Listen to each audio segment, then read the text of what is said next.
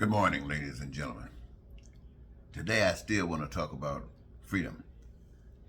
In America, they got a system whereby they have a court that is called the Supreme Court. It is the ultimate court, evaluates the laws, the rules that have been passed by Congress. And you want to talk about justice,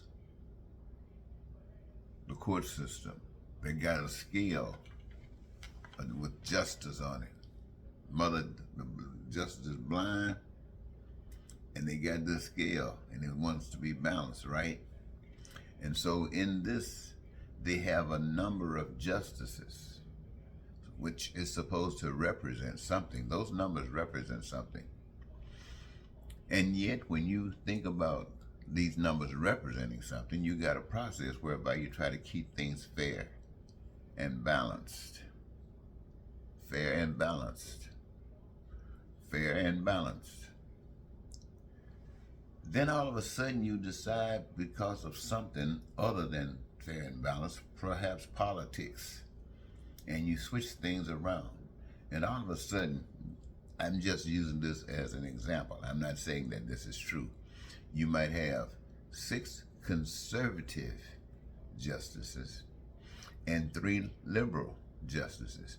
Now all of a sudden, if you look at that scale, blind justice, it's leaning just like this. So any policy that's coming that has to be evaluated by the court system, what is its effect? What would be the motivation for actions? There is nothing to be balanced there. So this is a situation that we find ourselves here in America. Now, what is supposed to happen?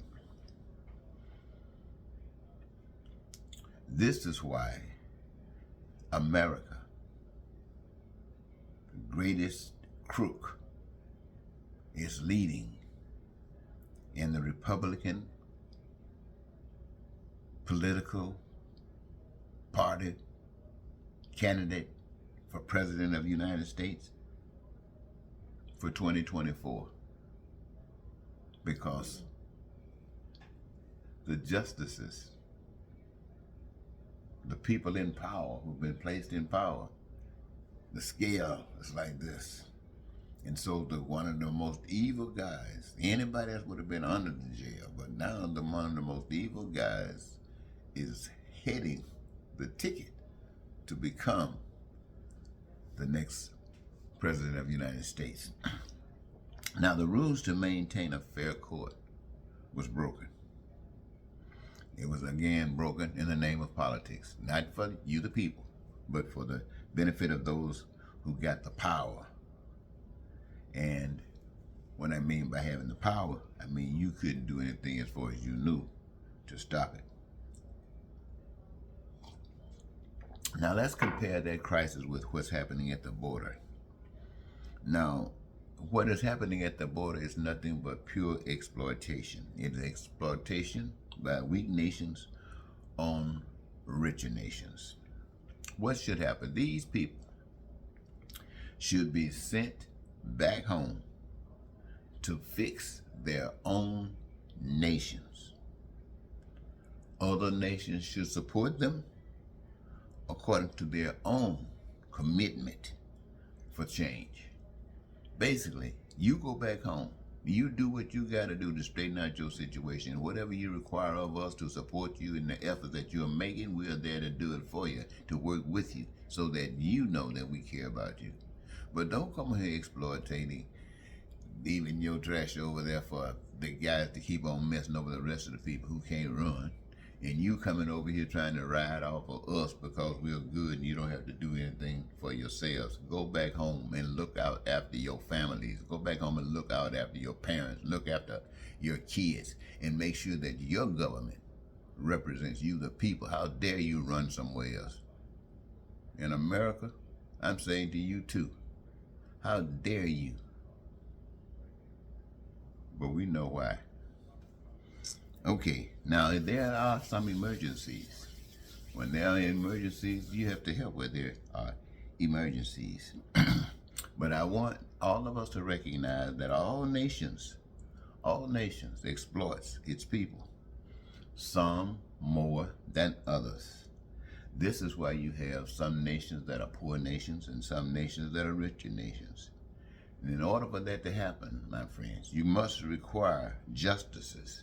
You must require laws that are unbalanced, such as 6 conservatives and 3 liberals. Then that kind of stuff can happen. But a fair and balanced couldn't happen. So what is happening in America today? Evil is being put on display. Americans are making a choice: mass evil or less evil.